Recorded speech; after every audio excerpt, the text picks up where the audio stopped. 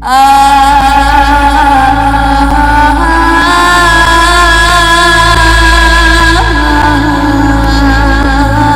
Islam pasti pernah dengar tentang peristiwa tragis di Karbala yang melibatkan Hussein. Di sana, cucu Rasulullah ini dibantai dalam peristiwa mengerikan oleh Yazid bin Muawiyah.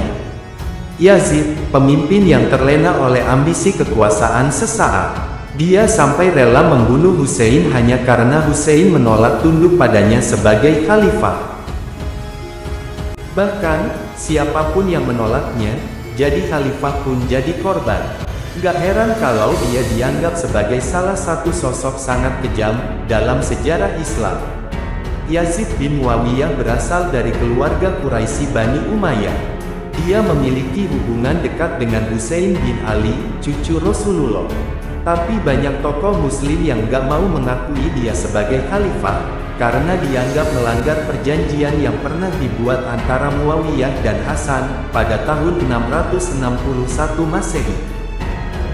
Saat itu, banyak konflik terjadi, termasuk persaingan antara Muawiyah bin Abu Sofyan dan Ali bin Abi Thalib dalam perebutan jabatan khalifah. Setelah kematian Ali, Muawiyah berusaha menjadi khalifah menggantikan Ali. Namun, Hasan bin Ali berpendapat bahwa dia seharusnya yang melanjutkan kepemimpinan setelah ayahnya. Ini memicu perselisihan kepemimpinan antara Hasan dan Muawiyah. Akhirnya, ada kesepakatan damai di mana Muawiyah akan mendukung fakir miskin, dan Hasan akan menyerahkan jabatan khalifah kepada Muawiyah tanpa pertumpahan darah. Muawiyah juga berjanji untuk memberikan tahta kepada penerus Hasan setelahnya ia berkuasa. Namun, Muawiyah mengingkari kesepakatan ini, dan memberikan tahta kepada putranya, Yazid. Yazid menjadi khalifah melalui penunjukan ayahnya, yang bertentangan dengan kesepakatan dengan Hasan. Ini menimbulkan tiga oposisi utama, Abdullah bin Umar, Abdullah bin Zubair, dan Hussein bin Ali. Yazid mencoba mendapatkan dukungan dari Ibnu Umar, yang menjawab secara diplomatik, bahwa jika penduduk Madinah menerima Yazid, dia juga akan menerimanya. Namun, Ibnu Zubair dan Hussein menolak, merasa bahwa tindakan Yazid melanggar perjanjian. Keduanya menerima dukungan dari penduduk Kufah, yang ingin melihat mereka menjadi khalifah. Sayyidina Hussein berencana untuk pergi ke Kufah meskipun Ibnu Abbas mencoba mencegahnya. Akhirnya, Hussein memutuskan untuk pergi ke Kufah, dan perjalanannya dihadang oleh pasukan Yazid di tengah jalan.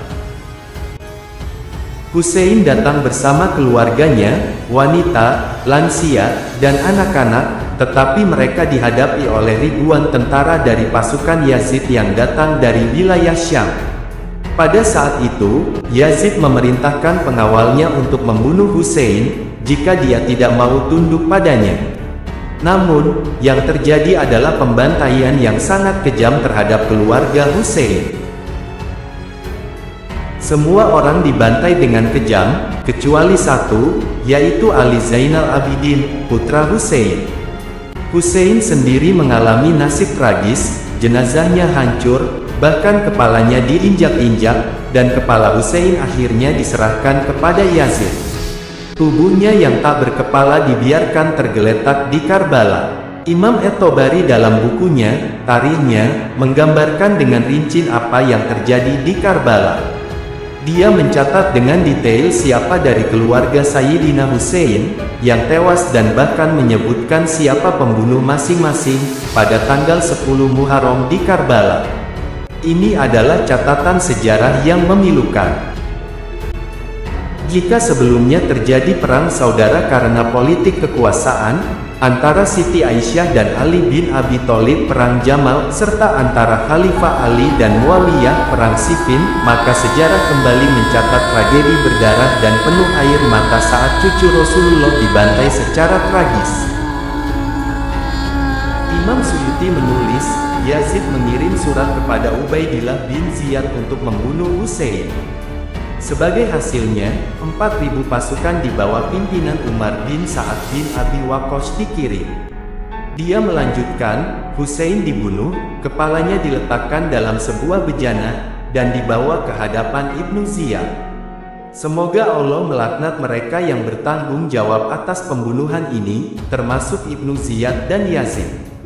Hussein tewas di Karbala. Kisah ini sangat mengharukan dan tak tahan kita saksikan. Inna lillahi wa inna ilaihi rojiun. Bersama Hussein, 16 anggota keluarganya juga tewas. Kira-kira 2 tahun setelah pembantaian di Karbala, pada tahun 63 Hijriah, sebagian penduduk Madinah diundang ke istana Yazid di negeri Syam. Mereka menyaksikan perilaku Yazid yang jelas-jelas melanggar ajaran Islam. Akibatnya, banyak penduduk Madinah yang ingin mencabut dukungan baiat mereka terhadap Khalifah Yazid. Pada saat itu, belum ada mekanisme resmi untuk memakzulkan seorang khalifah yang melanggar prinsip-prinsip Islam. Tindakan penduduk Madinah di bawah pimpinan Abdullah bin Hanzalah yang hendak mencabut baiat, membuat Khalifah Yazid meradang. Khalifah Yazid mengirimkan 10.000 pasukan di bawah pimpinan Muslim bin Uqbah al-Muri, ke area timur laut Madinah, yang kemudian terjadi peristiwa Al-Harah. Peristiwa tersebut menyebabkan banyak sahabat Rasulullah tewas, Madinah rusak, perawan kehilangan kegadisannya, dan panglima perang Muslim bin Uqbah dijuluki sebagai musrif karena kekejamannya. Ibnu Katsir dalam kitab Bidayah wa Nihayah juga mengonfirmasi peristiwa kekejian tersebut. Semua pria yang berada di Madinah tewas dalam pembantaian ini, mengakibatkan kematian sekitar 80 sahabat Nabi. Kekejaman ini merenggut banyak penghafal Quran dan sahabat Rasulullah.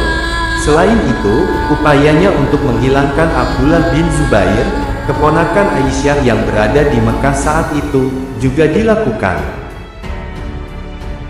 Setelah peristiwa Al-Harah, Yazid kemudian menyerbu Mekah, yang kemudian berada dalam pengepungan, pada bulan September tahun 683 setelah Abdullah bin Zubair menolak menyerah.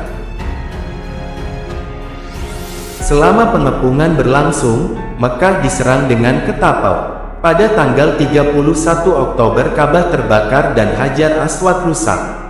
Ada perdebatan tentang penyebab kebakaran, apakah oleh lontaran ketapel Umayyah, atau obor pengikut Abdullah bin Zubair yang terkena angin. Pengepungan berakhir saat Yazid meninggal pada November tahun 683, dan Abdullah bin Zubair mengklaim diri sebagai khalifah, pesaing di Mekah. Di Syria, Muawiyah bin Yazid menggantikan Yazid sebagai khalifah, yang kurang berminat dalam pemerintahan. Itulah kisah kekejaman pemerintahan Yazid bin Muawiyah, yang singkat termasuk pembunuhan Husain di Karbala, penjarahan Madinah setelah perang Al-Harah, dan kerusakan Ka'bah saat pengepungan pada tahun 683. Yazid juga dianggap buruk secara pribadi karena perilaku yang tidak sesuai dengan kepemimpinan Islam, seperti alkohol, berburu, dan memelihara hewan eksotis seperti kera dan anjing.